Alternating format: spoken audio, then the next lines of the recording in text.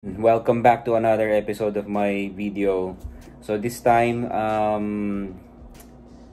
gusto kong i-share sa inyo itong equipment na nabili ko online. Alam nyo naman na nag-work ako sa isang hospital as a healthcare personnel.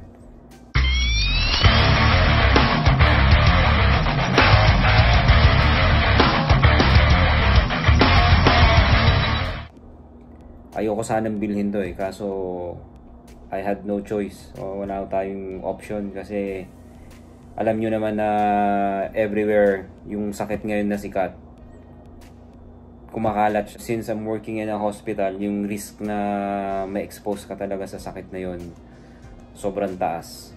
Kaya nakikita ko kasi sa mga katrabaho ko parang bumibili na sila ng sarili nila Nagpro-provide naman yung ospital namin kaso limited. 'Di ba? Dito ngayon sa lugar namin tawag nito, dito sa lugar namin, kung hindi ako nagkakamali, number 1 na yung state namin pagdating sa mga cases. Kaya kahit medyo mahal, binili ko na $200 plus dollars ang bili ko. So, nasa mga 10,000 yung peso plus tax. They call this M-Series head top. It came from a very popular company. Yan, 3M. Nakikita nyo na yan. Ang gagawin natin, i-unbox lang natin to para ipakita ko sa iyo yung contents. Kung nag-work ka sa isang hospital o healthcare ka, maybe a doctor or a nurse, baka makatulong sa iyo to. Pwede mong gamitin kasi nakikita ko sa work namin maraming gumagamit. They're investing into this one. It's better be safe than sorry, di ba? So kailangan natin protektahan yung sarili natin. Kaya kung meron kang konting extrang cash, I suggest kumuha ka na rin bago ka pa mahawa, diba? So eto na, kararating lang nito a few days ago.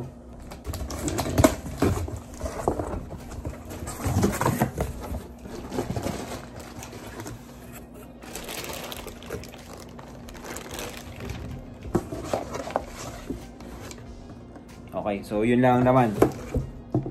Ito lang. Let's go ahead and open the head top itself.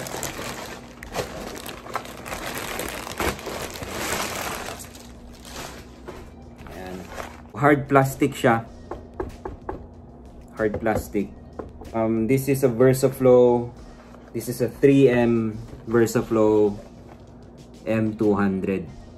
Okay, so may iba-iba silang series. Yung M100 yata, butas siya dito. So, I prefer this one kasi may expose ka sa sa matinding sakit, kaya kinuha ko yung covered. So, ito para siyang helmet. Okay? Itong part na to, dito sa harapan, bumababa siya. Yan. So, tara, buksan natin to. Tanggalin natin tong para makita ninyo.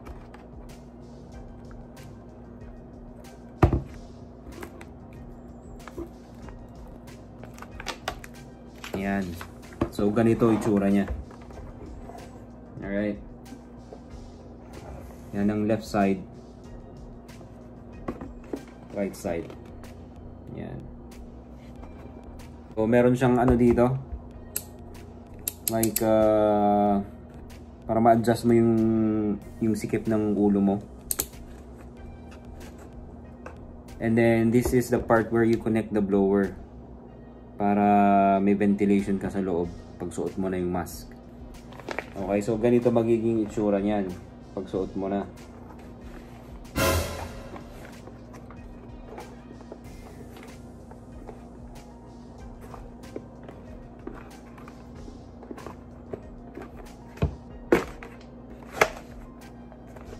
Okay. So i-adjust mo yun dito sa likod para masil mo, yan, ganyan.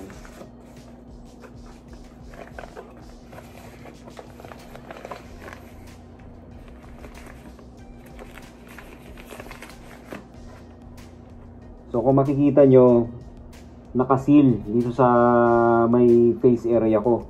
Okay? Yan. So, ang purpose ng blower sa likod, para hindi ka magkaroon ng moist dito sa harap. And then, ang ginagawa ng mga ka-workmate ko, nagmamask pa sila sa loob in addition to this one. Para protektado ka talaga.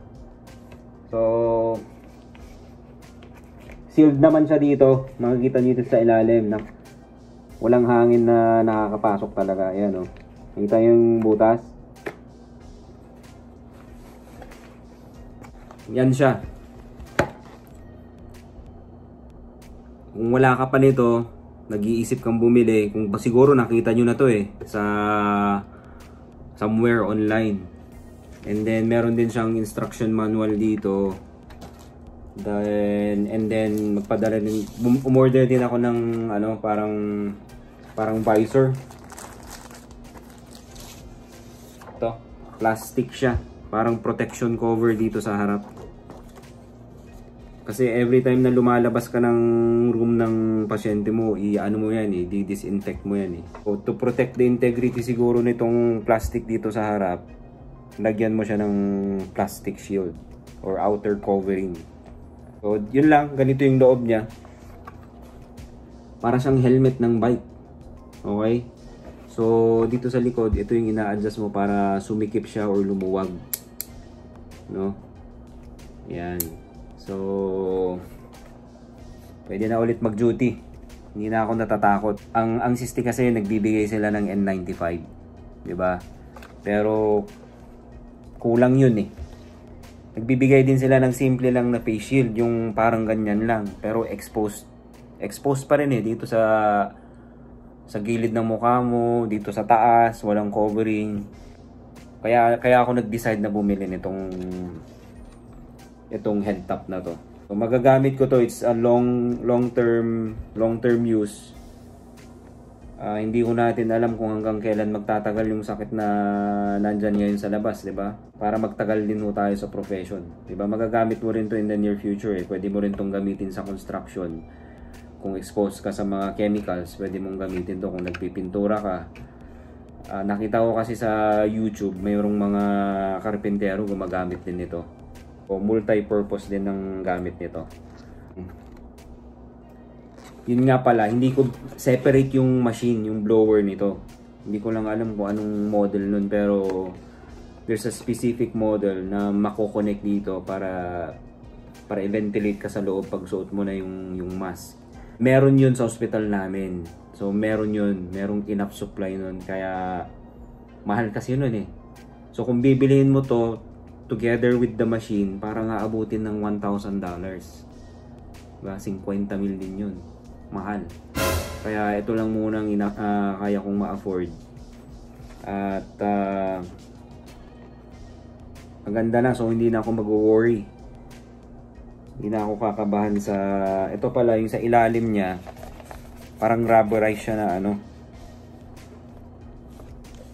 na material. So isisil niya from... Pagsuot mo na, isisil niya dito from here to here. Ayan. Ang original price nito talaga $400. Pero nag-sale, naging $250, and then nag-sale na naman $200. Yun nga lang ngayon, sobrang dami siguro ng umu-order, merong backlog ng orders.